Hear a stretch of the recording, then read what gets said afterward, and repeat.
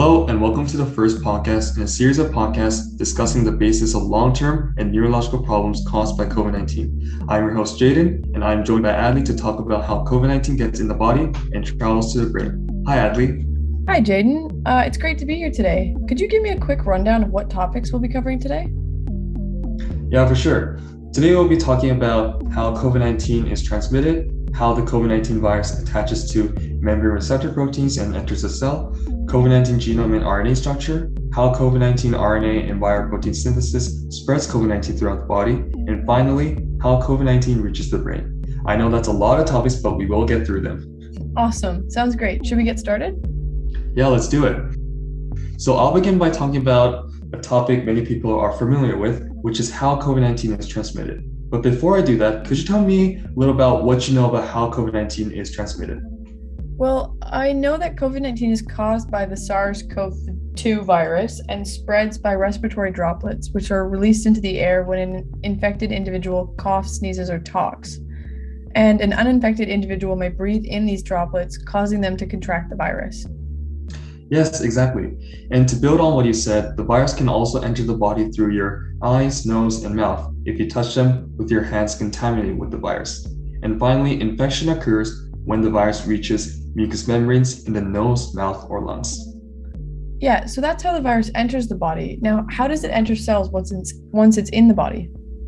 So as you know, the cell membrane consists of numerous proteins, including transporters, enzymes, and receptors. Viruses bind to receptor proteins to infect cells. SARS-CoV-2 specifically binds to the angiotensin converting enzyme 2 receptor, or ACE2 receptor.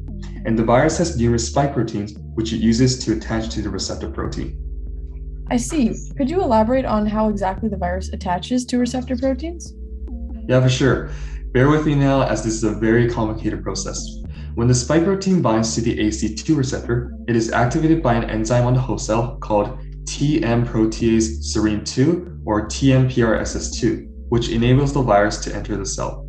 The spike protein is able to bind to the ACE2 receptor because it is made of two subunits, the S1 subunit and the S2 subunit. To give you an overview, the S1 subunit has a receptor binding domain that recognizes and binds to ACE2, and the S2 subunit helps viral fusion occur, which is the fusion of the viral membrane and the host cell membrane, resulting in the release of viral genome into the host cell. It's a very complicated process indeed for something that I thought was so simple. Thanks for giving us a great overview of it. So, how do all these cellular components you mentioned, like the S1 and S2 subunit, work together to help the virus bind to its host cell? So basically, after the receptor binding domain on the S1 subunit binds to the ACE2 receptor, the S2 subunit undergoes a change in shape, initiating viral fusion. And the S2 subunit consists of several components, including the fusion peptide, HR1 domain, and HR2 domain. So after the S2 subunit changes shape, the fusion peptide attaches to the host cell membrane, causing the HR1 and HR2 domains to interact. Those two domains form a structure called a 6 helical bundle, which brings the viral membrane and host cell membrane closer together. After this, the HR1 domain lies closer to the host cell membrane, and the HR2 domain lies closer to the viral membrane. Then HR2 folds back to HR1 and viral fusion occurs, and finally, viral genomes get released into the host cell. So that concludes how the COVID-19 virus attaches to membrane receptor proteins and enters the cell. Phew, thank you for such an amazing explanation of the cell binding process. It was a lot more complex than I expected, and I didn't know so many different components in both the virus and host cell will be involved. Now I'm curious, what happens inside the cell once the virus enters? Yeah, so before I get into that, it's important to discuss the genome and RNA structure of COVID-19 because they play a big role in what occurs in the cell. But first, I want you to tell me what you know about COVID-19's genome. All I know is that since SARS-CoV-2 is an RNA virus, its genetic information comes in the form of RNA, and it uses RNA to spread and make new copies of itself. Yes, absolutely. So adding on to what you said, COVID-19 contains single-stranded RNA, and its genes occur in the 5' to 3' direction. Also, the RNA is enclosed by a protein cage called a capsid. Because COVID-19 replicates using RNA, mutations can happen easily as the virus spreads and makes copies of itself, because the RNA polymerase that copies the virus's genes lacks proofreading skills.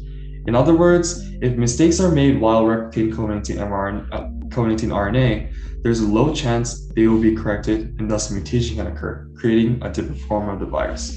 This explains why there are so many variants of COVID-19 out there, most notably the Delta and Omicron variants. Yes, I've heard RNA viruses are much more prone to mutation than DNA viruses. Anyways, as you mentioned earlier, the virus's RNA plays an important role in what happens in the cell. I'm assuming it's viral replication?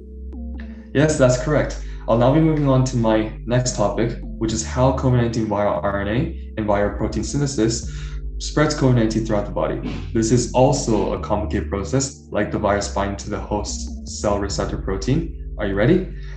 I believe so. Let's do it. Okay, sounds good. So the COVID-19 genome is called a gRNA or genomic RNA and has a cap on its 5' end and a poly A tail on its 3' end. Its RNA can code for 13 or more open reading frames, or ORFs for short. An open reading frame is simply the sequence of nucleotides in between the start and stop codon, and because they can be read differently by different reading frames, various open reading frames are possible when the sequence is read. SARS-CoV-2 RNA has two major ORFs, ORF1A and ORF1B. As I mentioned before, the virus replicates using its RNA. Inside the host cell, the gRNA uses the cell's ribosomes to translate itself as if it were the host cell's mRNA. And one of the proteins it produces, called NSP1, prevents the host cell from translating its own mRNAs. Other proteins gRNA produces form protein complexes called replication transcription complexes that assist in producing new viral RNA. Also, the virus spike proteins are produced during this process and attach themselves to the membranes of the Golgi apparatus, but we'll come back to this later. Wow, there's already a lot going on. So to summarize, so far you've talked about how the virus's RNA has two major open reading frames, ORF1A and ORF1B, and how translating the virus's RNA using ribosomes creates things called replication transcription complexes that help make new viral RNA. So how are these components involved in creating new viruses? So basically there are two general processes, RNA synthesis and the making of the virus. The replication transcription complexes use the virus's gRNA to create a template for the new gRNA to be made. And it also uses the ORF1A and ORF1B open reading frames to produce sgRNAs or subgenomic RNAs, which are essential for constructing a new virus and its structural proteins. And through a series of complex processes of replication and translation, the replication transcription complex forms a new gRNA strand. And finally, regarding how new viruses are made, you may remember from what I said earlier that the new virus spike proteins produced inside the cell get embedded in the membranes of the Golgi apparatus.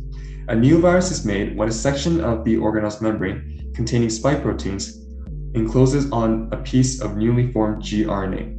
And finally, the virus gets packaged into vesicles and is released through the host cell's plasma membrane. And so that's how COVID-19 makes new copies of itself and is able to spread through the body.